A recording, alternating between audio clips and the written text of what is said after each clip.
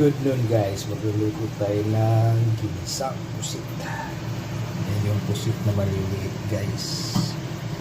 Tapos yung ingredients guys, potato, sinanghang, kamatis, spring onion, sibuyas, luya at saka bawang. See you guys. Fresh and tasty.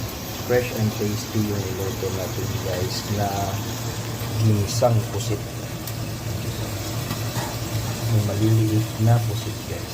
Isa natin. Lagyan natin ng spring onions, bawang, luya, sibuyas, siling anghang, bell pepper, at sika ano guys. Ito guys oh. Dahon ng laurel. Saka may potato yun guys. Ginisang pusit. Mas maliliit lang yun guys kasi wala sila ano ngayon. See you guys sa kainan.